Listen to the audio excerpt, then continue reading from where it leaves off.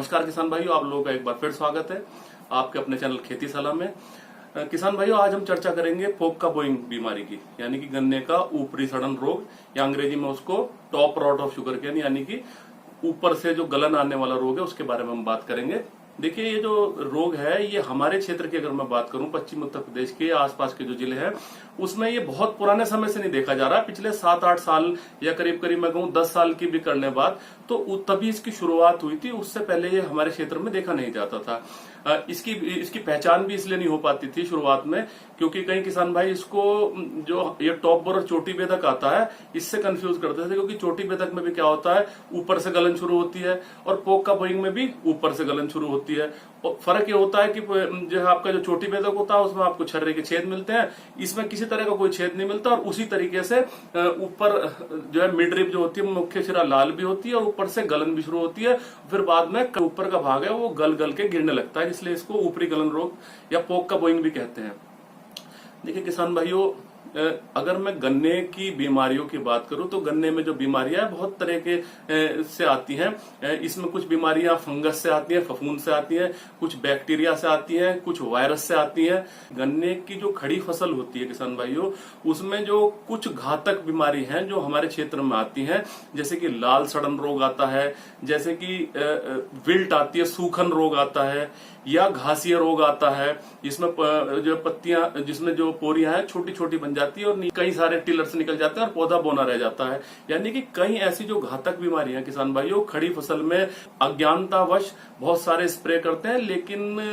जहां तक मेरा अनुभव है, जहां तक मेरी जानकारी है वैज्ञानिक दृष्टिकोण से, खड़ी फसल में बहुत सारे फफूंद नाशक छिड़कने से ये रोग नहीं जाते हैं। किसी ये जो रोग हैं, ये ज्यादातर रोग हैं जो बीज से आते हैं हमारी फसल में। और अगर हमने बीज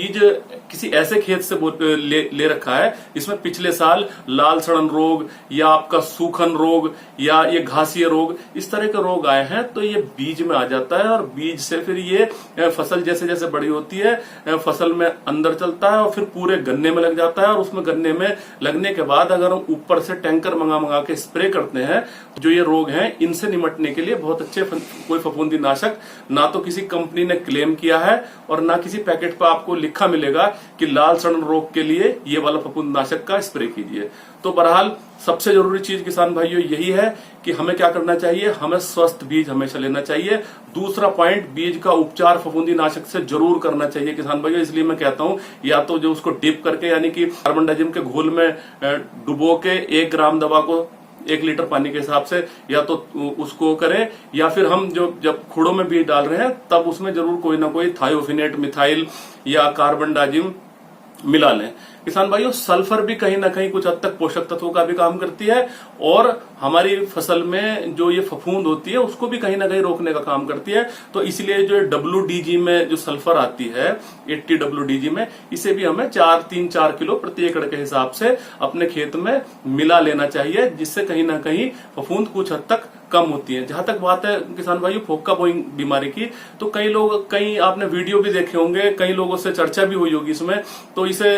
हमारे जो किसान भाइयों में एक जो बात बैठी हुई है कि ये बहुत ही खतरनाक रोग है। देखिए, रोग कोई भी हो सकता है वो खतरनाक हो सकता है आखिरी स्टेज में जाके, लेकिन मैं आपको एक चीज बताऊं, पोका बोइंग ही 1-2 जो फफूंद जनित रोग इसमें गन्ने में आते हैं, उनमें से ये एक ऐसा रोग है जिसका खड़ी फसल में उपचार संभव है। स्प्रे से इसको रोका जा सकता है,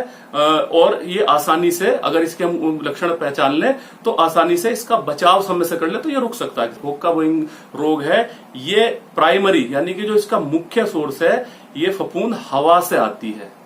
ये अगर आपने स्वस्थ बीज भी ले रखा है तब भी क्या होता है कि जब ये बरसात का मौसम आता है, जून जुलाई से लेके जून के आखिर में जुलाई में, क्या होता है कि ये फफूंद जनित जो हवा से एयरबॉर्न डिजीज है, और जब ये पहला सोर्स है कि जब ये ऊपर हवा से आ जाएगी उसके बाद ये पानी से या सिंचाई के पानी से खेत में फैलती है। तो इसके लिए बचाव के लिए भी क्यों ना हम एक कोई ज्यादा महंगा विकल्प ना लेके इसके बचाव के लिए, जैसे कि अब इन दिनों में चोटी बेधक ने, कनसुए ने, या कई ऐसे काटने वाले कीट का हमारी फसल पे लगातार प्रकोप रहा, जिससे कि फसल में कहीं ना कहीं घाव बन गए, कटा-फटा हो गया। और ऐसे में जब कहीं से फसल गल जाएगी तो उस पर कहीं ना कहीं फफूंद का आक्रमण होगा, और फफूंद अटैक करेगी तो हमारे खेत में फफूंद जनित रोगों की समस्या यहाँ से बढ़ती है। तो किसान भाइयों, ये कीड़े से भी जुड़ा हुआ मैटर है। इसकी जो फोका बोइंग बीमारी है, इसकी शुरुआत जो होती है, इसके जो शुरुआती लक्षण क्या है कि जो नई पत्तियां होती है, ये बिल्कुल जहां पे नई पत्ती का जो बेस होता है, यानी कि जो निचला किनारा होता है जहां से ये तने से जुड़ी हुई होती है पत्ती, नई पत्ती, वहां पे थोड़ा सा पीलापन शुरू होता है या सफेद होनी शुरू होती है और वहां से थोड़ी संकरी भी हो जाती है। ये इसका पहला लक्षण है। और दूसरा लक्षण क्या है किसान भाइयों, जैसे कि हम कोई कपड़ा निचोड़ के, सूती कपड़ा उसको छोड़ दें तो फिर उसमें सलवटें रह जाती हैं किसान भाइयों, तो ये सलवटें पड़नी शुरू होती है, इसमें पत्ती का ऐंठना शुरू होता है और उसपे कहीं कहीं लाल लाल चकत्ते या लाल लाल धारी और थोड़ी सी गलन दिखाई देनी शुरू होती है। ये इसकी दूसरी अवस्था है किसान भाइयों। तो अब हमारे पास दो तरीके हैं, या तो हम बचाव के लिए, जैसे कि अब ये महीना चल रहा है जिसमें कि चोटी बेधक का भी प्रकोप आ रहा है, कोई ना कोई एक बहुत ज्यादा खर्चा करने की जरूरत नहीं है, जैसे कि कार्बनडाजिम दवा आती है, तो कार्बनडाजिम दवा 2 ग्राम प्रति लीटर के हिसाब से उसका एक स्प्रे कर दें अच्छी सी कंपनी के लेके आके, या फिर एक कार्बनडाजिम प्लस मैनकोजैब, एक सॉल्ट आता है, कई कंपनी बना रही है अच्छी कंपनी, तो इसकी 2-2.5 ग्राम मात्रा, 2.5 ग्राम करीब मात्रा इसकी प्रति लीटर पानी के हिसाब से लेके इसका छिड़काव कर दें। ये काम अगर हमारे खेत में कहीं दिखाई भी नहीं दे रहा तो फफूंद जनित रोगों से बचने के लिए, क्योंकि बाद में जब फसल बड़ी हो जाएगी तब तो कोई हम स्प्रे कर नहीं सकते, तो ये गन्ने में जब हमारे पास कोई विकल्प ही नहीं है, तो मेरे अपनी राय यह है कि गन्ने में 15-15, 20-20 दिन के अंतराल पे 2 स्प्रे अगर हो जाएं बचाव के लिए तो कोई बुराई नहीं है, लेकिन हम ज्यादा महंगे विकल्प पे नहीं जाएंगे। या तो आप कार्बनडाजिम ले लीजिए या कार्बनडाजिम प्लस मैनकोजैब का एक स्प्रे आप कर दीजिए। फिर अगले महीने में, जून में या जुलाई में, जब आपको दिखता है कि कुछ बारिश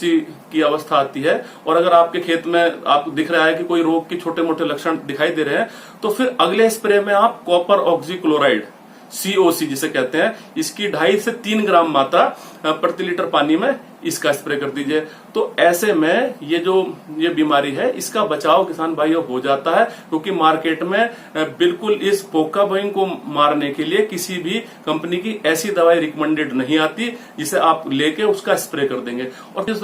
बीमारी को यहाँ कंट्रोल नहीं करेंगे,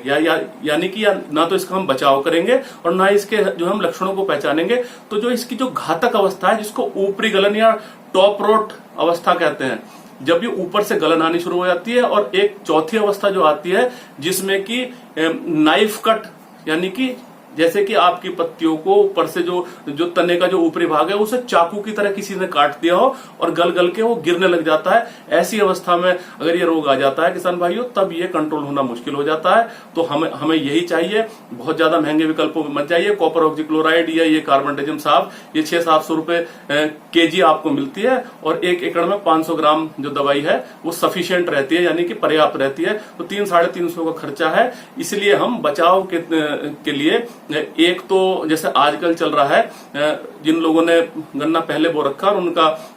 गन्ना ऐसा हो गया है कि 45 दिन 50 दिन का हो गया है, तो उसमें एक स्प्रे जरूर कर दें। जो लोग अभी बो रहे हैं वो या तो बीज के ऊपर जरूर किसी कार्बनडाजिम का या थायोफिनेट मिथाइल का जरूर स्प्रे करें बीज के ऊपर। जो नालियों में बीज बोते वक्त सल्फर का भी इस्तेमाल कर सकते हैं साथ में। और साथ ही साथ किसान भाइयों, जब आपकी फसल 40-45 दिन की हो जाए तो एक फफूंद का स्प्रे मारिए जो मैंने बताया पहला, और उसके बाद दूसरा कॉपर ऑक्सीक्लोराइड का स्प्रे मार के इसको कंट्रोल कर सकते हैं। इस बीमारी के बारे में मैं आपको एक चीज और बताना चाहूंगा किसान भाइयों, ये एकमात्र ऐसी बीमारी है गन्ने में जो अपने आप भी ठीक हो जाती है मौसम के हिसाब से। कई बार इसके लिए कुछ भी नहीं करना पड़ता। अगर आप उसको ध्यान नहीं देंगे तो घातक है, लेकिन इतनी घातक बीमारी नहीं है। अगर हम समय रहते इसका उपचार करें, ये इस पर नजर बनाए रखें और 2 स्प्रे बचाव के लिए कर दें, तो ये बीमारी ठीक हो जाती है किसान भाइयों। मुझे आपको यही जानकारी देनी थी। इस वीडियो से जुड़े हुए कोई भी आपके सवाल हो उसे कमेंट बॉक्स पे जरूर छोड़ दें। मैं इस वीडियो के जितने भी सवाल होंगे उसका एक अलग से वीडियो बना के आप लोगों के सारे जो शंका निवारण करने की पूरी प्रयास करूंगा। इन्हीं शब्दों के साथ किसान भाइयों मेरे साथ बने रहें, खेतीबाड़ी की चर्चा जारी रहेगी। चैनल को सब्सक्राइब जरूर कर लें और साथ ही साथ बेल आइकन जरूर दबा लें, जिससे कि खेतीबाड़ी की जानकारी आपको लगातार मिलती रहे। जय हिंद, जय भारत।